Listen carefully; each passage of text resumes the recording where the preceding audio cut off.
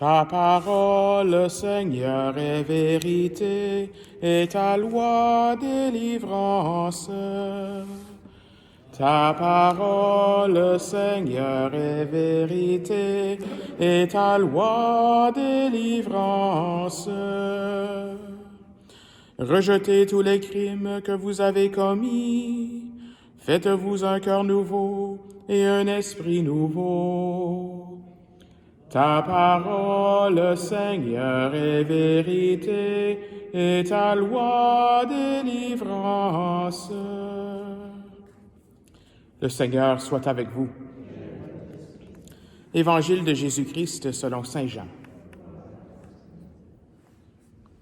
En ce temps-là, quand Lazare fut sorti du tombeau, beaucoup de Juifs qui étaient venus auprès de Marie et avaient donc vu ce que Jésus avait fait, crurent en lui. Mais quelques-uns allèrent trouver les pharisiens pour leur raconter ce qu'il avait fait. Les grands prêtres et les pharisiens réunirent donc le Conseil suprême. Ils disaient, « Qu'allons-nous faire? Cet homme accomplit un grand nombre de signes.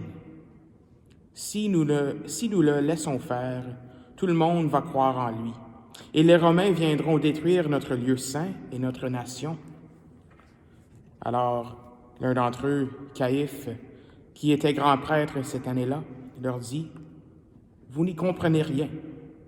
Vous ne voyez pas quel est votre intérêt. Il vaut mieux qu'un seul homme meure pour le peuple et que l'ensemble de la nation ne périsse pas. » Ce qu'il disait là ne venait pas de lui-même, mais étant grand prêtre cette année-là, il prophétisa que Jésus allait mourir pour la nation. Et ce n'était pas seulement pour la nation, c'était afin de rassembler dans l'unité les enfants de Dieu dispersés. À partir de ce jour-là, ils décidèrent de le tuer. C'est pourquoi Jésus ne se déplaçait plus ouvertement parmi les Juifs. Il partit pour la région proche du désert, dans la ville d'Éphraïm, où il séjourna avec ses disciples. Or, la Pâque juive était proche, et beaucoup montèrent de la campagne à Jérusalem pour se purifier avant la Pâque. Ils cherchaient Jésus, et dans le temple, ils se disaient entre eux, « Qu'en pensez-vous? Il ne viendra sûrement pas à la fête. » Les grands prêtres et les pharisiens avaient donné des ordres. Quiconque saurait où il était devait le dénoncer pour qu'on puisse l'arrêter. Acclamons la parole de Dieu.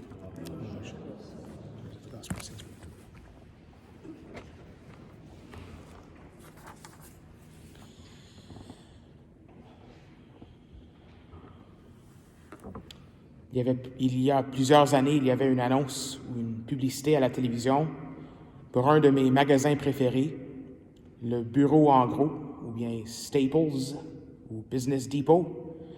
Et tu pouvais acheter un bouton rouge que tu pouvais peser.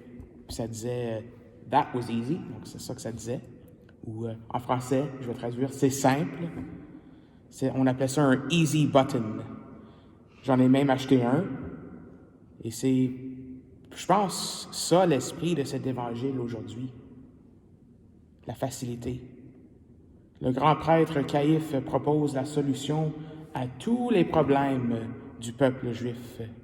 Il vaut mieux qu'un seul homme meure pour le peuple et que l'ensemble de la nation ne périsse pas. Et c'est après cette conversation-là que les autorités juives avaient décidé de mettre à mort Jésus. Mais nous savons, c'est pas la fin de leur problème, en fait, ça, ni de leur persécution. Le temple à Jérusalem sera détruit plusieurs décennies plus tard, dans le temps de l'empereur Néron. Ce que le grand prêtre Caïphe dit dans l'Évangile, c'est en effet la vérité. Jean nous l'explique. Il nous explique que le grand prêtre avait un certain don. Tous les grands prêtres, c'est ça, tous les grands prêtres, les gens croyaient ça, avaient une grâce spéciale pendant leur temps comme grands prêtres à Jérusalem. Et Jean nous explique que les paroles de Caïphe sont prophétiques. Elles contiennent de la vérité. Qu'un homme doit mourir pour le peuple C'est vrai que le Fils de l'homme doit souffrir sa passion et mourir et ressusciter le troisième jour. Jésus lui-même avait dit ça. Il a dit ça souvent à ses disciples. C'est vrai que Jésus est mort pour l'ensemble de la nation, pour que l'ensemble de la nation ne périsse pas. Il y a une vérité là-dedans. Jésus est mort pour nous sauver. Jean chapitre 3, « Dieu a tellement aimé le monde qu'il a donné son Fils unique, afin que quiconque croit en lui ne se perde pas, mais obtienne la vie éternelle. » Les paroles de Caïphe sont vraies un peu, mais ne sont pas vraies complètement. Ce sont des demi-vérités. Et c'est souvent ces demi-vérités qui sont plus faciles à croire ou plus faciles à adhérer. Et cela mène à une réaction, à une réponse simple. Easy button. À un problème qui est plus difficile et complexe. En réalité, pour Caïphe, sa vision des choses n'était pas assez large. Ce que Dieu veut est plus large que rassembler seulement Caïphe et le peuple juif. Ce que Dieu veut est en effet plus difficile. Le Seigneur veut rassembler tout son peuple auprès de lui et les purifier de leurs impuretés et de leurs idoles. C'est ça que nous a dit la première lecture aujourd'hui du prophète Ézéchiel. Et cela prendrait de la conversion de la part de Caïphe et des autorités juives. La conversion, c'est difficile. Ah, il faut que je dise que j'ai tort. Non, je ne ferai pas ça. Alors, il décide que c'est plus simple de condamner un innocent. Souvent, quand nous péchons, c'est parce que nous choisissons aussi ce qui est le plus simple, ce qui est le plus facile. Nous n'avons pas assez une large vision. Nous pensons à nous-mêmes en premier, puis c'est tout, puis ça reste là. C'est souvent juste plus simple de succomber à la tentation. On ne voit pas plus loin que nos propres désirs et nos propres satisfactions. Mais la porte est étroite pour entrer dans le royaume des cieux. Suivre le Christ n'est pas toujours facile. Choisir l'amour n'est pas toujours facile dans ce monde. C'est ce que nous montrent les événements de la Semaine Sainte que nous allons vivre ensemble. Nous sommes à l'aube de ces lectures de la Passion demain et aussi Vendredi Saint.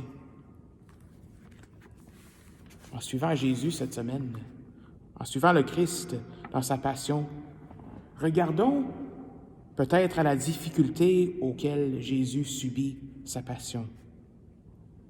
Et tout cela, il le fait pour pardonner nos péchés.